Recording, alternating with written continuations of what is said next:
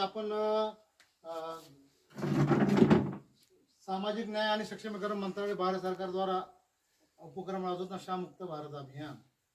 तर नशामुक्त भारत अभियान म्हणजे काय, समजा आता आपण तर आपल्याला कुठलंही व्यसन नसतं, मान्य विद्यार्थी तसे राहत सगळे, पण आपल्या सभोवताल जे वातावरण आहे ते वातावरण अतिशय पूरक असं नाहीये की बाबा प्रत्येक गोष्टीनं काही ना काहीतरी कोण ना कोणतरी दारुडे आहे, तंबाखू आहे, पट्टे खाणारे लोक आहे, म्हणजे सगळ्यापासून आपल्याला ते थोडंफार आपल्याला बाजूला ठेवायचं सगळ्या गोष्टींना, बरोबर आहे। त्यासाठी आपण पहिले लक्षात ठेवायचं की ताटबाईटापट सावधान सगळ्यांनी, सगळ्या विद्यार्थ्यांनी लक्षात ठेवायचं की आपल्या घरचे पालक, काका काकी काकू मामा मामी, अगर गावातले कोण वडीलधारे मंडळीने आपल्याला सांगितलं तंबाखू आणा, तर तुम्ही काय म्हणणार? तुम्हाला सांगले तंबाखू घेऊन ये रे इकडे, तुम्ही काय म्हणणार?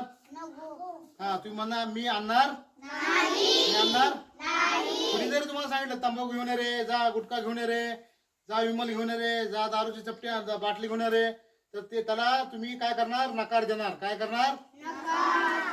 कारण का, तर मला त्यांना सांगायचं की मला तुमच्यासारखं बनायचं नाही आणि तुम्ही जे करता ते पण योग्य नाही, शरीराला हानिकारक आहे। ते तुम्ही जर लहान पोरांनी जर मोठ्या माणसाला सांगितलं, एकदा सांगितलं, दोनदा सांगितलं, 10 वेळा सांगितलं, तर त्या माणसावर त्याचा प्रभाव पडतो, बरोबर आहे। मोठे माणसं मारतात ना, हे ऐकत नाही मारतात का नाही, बरोबर ना।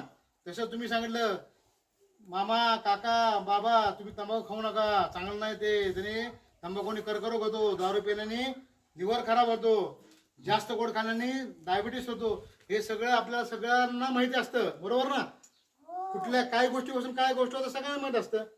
मग घरातला जर मोठा माणूस, आपले पालक असू अगर कोण असू, जर व्यसनाधीन असतील, दारू पित असतील, तंबाखू खात असतील, ह्या गोष्टी करत असतील, तर त्याचा नक्कीच आपल्या मनावरती परिणाम होत असतो, कळत न कळत। पण त्या गोष्टीकडे आपण दुर्लक्षित करायचंय, ते त्या गोष्टी आपण आणून द्यायच्या नाहीत, आपण त्याचं अनुकरण करायचं नाही, आलं लक्षात।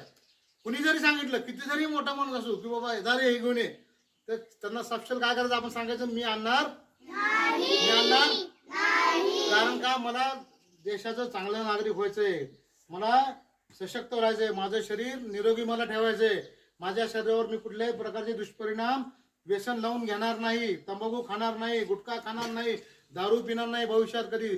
मी आपल्या पालकांना किंवा गुरुजनांना जसा आदर्श वाटेल तसा आदर्श विद्यार्थी होण्याचा प्रयत्न करेल, देशाचा सशक्त नागरिक व्हायचा प्रयत्न करेल। सशक्त नागरिक म्हणजे काय, बलशाली एकदम ताट, म्हणतो ना आपण मला मिलिटरीत जायचंय, मला पोलीस व्हायचंय, मला हे व्हायचंय, मला ते व्हायचं, म्हणतो ना मिलिटरीत जायचंय मला, मिलिटरीत जाण्यासाठी शरीर कसं पाहिजे, असं असेल तर शरीर जायचं